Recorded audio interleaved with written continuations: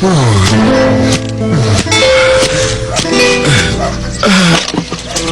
salamat. Gusto na naman panibagong araw.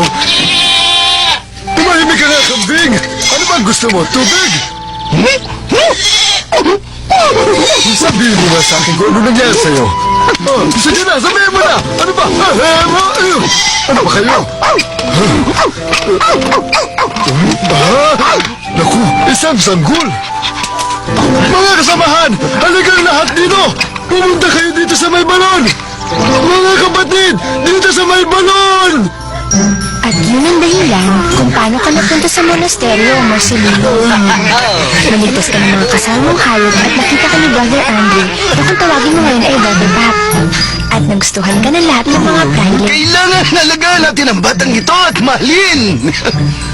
Yun si Brother Lorenzo na kung tawagin mo ay Brother Prover dahil mahilig siya magbigay ng payo.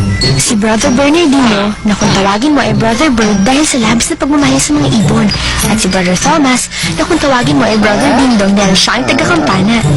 At si Father Brian na mukhang napaka-stricto pero ang totoo ay napakabait niya at mahal na mahal ka niya. Ano bang nangyayari dito? Maaari niyo bang sabihin sa akin ang dahilan? Tingnan niyo po, Father. Nakita po ni Brother Andre ang sanggol na ito sa may balon. Hindi sa balon, kundi sa balde. Sa balding na, sa may balon. Huminahon nga kayong lahat. Hindi ko kayo maintindihan. Ang sanggol bang ito ay isang lalaki o babae? Dahil kung siya ay isang babae, hindi siya pwedeng tumira dito sa monasteryo. Labag yun sa ating batas. Kung gano'n, kailangan makita natin siya kung isa siyang babae o lalaki. Nalaman din kagad ng mga praile kung isa ang babae o lalaki. Masabi nilang Pel, isa siyang lalaki. Isa po siyang lalaki, Father. Oo, nakita ko, lalaki nga siya. Pero kailangan hanapin natin ang mga magulang niya o dili kaya ay ang kanyang tagapag-alaga. Hindi pwede ang isang sanggol na tulad niya rito.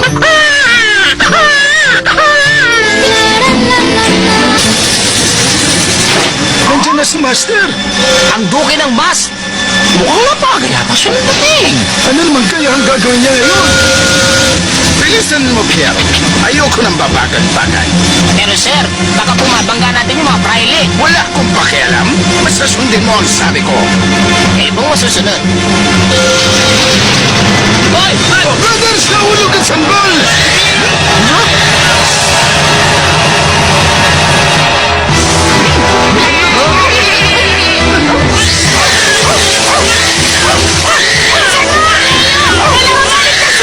Ano nangyari sa kanya?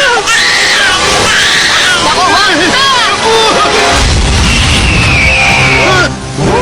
Nawasan isang ibon! Isang malaking ibon na dumagit sa kanya! Diyos, kumawa mo ko sa bata! Isang mabait na ibon ang kumuha sa kanya! Huwag kayong mag-alala! Tigilan mo nga kami sa kalaman mo sa mga ibon! Maniwala kayo sa akin! Hindi sasaktan ng ibon na yan ang sanggol!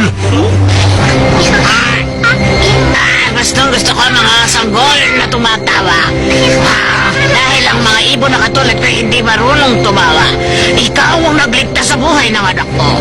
Ang pangalan niya ay Bonnie, kapangalan ng kanyang ama.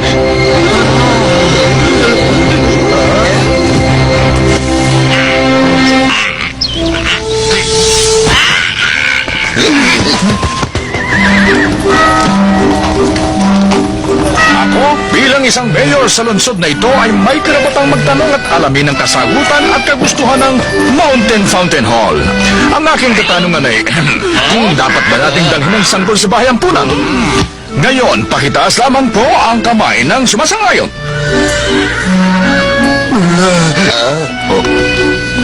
Mukhang maraming sumasangayon. Pero Mayor, may problema tayo. Wala naman tayong bayampunan dito. Tama po siya, Mayor. Wala po tayong bayampunan dito. Ano ba yung gusali na nakatayo doon sa may bandang kanan? Isa po yung tindahan, Mayor. Narinig nyo naman na wala tayong bayampunan dito. Kaya ipagpapatuloy nyo na lamang ang paghahanap nyo sa magulang ng sanggol na yan. Anong gagawin natin ngayon? Bumalik na lang tayo sa monasteryo. Tama na nang napagdesisyonan nyo. Dito ay hindi magugutom ang sanggol na yan dahil sagana tayo sa pagkain. At isa pa ay marami tayo na pwedeng mag-alaga sa kanya at magandang tutulugan niya. Mabuti pang dito na lamang siya manatili sa monasteryo. Pero hindi natin alam ang pangalan niya. Ngayon ay kapistahan ni Santo Marcelino. Simula ngayon ay tatawagin natin siyang Marcelino. Narinig mo yun? Tatawagin ka ng Marcelino. Marcelino? Sa tingin ko'y magugustuhan niyang pangalan yun.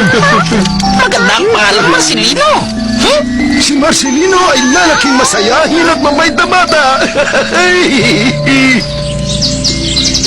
Bakit nakakausap ko ang mga hayop? Isa kang mabait na bata at mahal mo sila. At mababait din naman sila sa'yo. Mabait din bang mga lobo? Siguro. Ang iba sa kanila ay mabait, ang iba ay hindi. Pwede mo rin sila maging kaibigan. Kailangan ko nang umalis. Teka, wag mo akong iwan mag-isa. Gusto ko pang marinig ang iba mong kwento.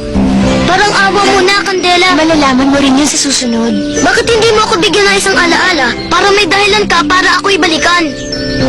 Wala akong maiiwan. Kung may kailangan ka, hindi ko yun pagdadamot.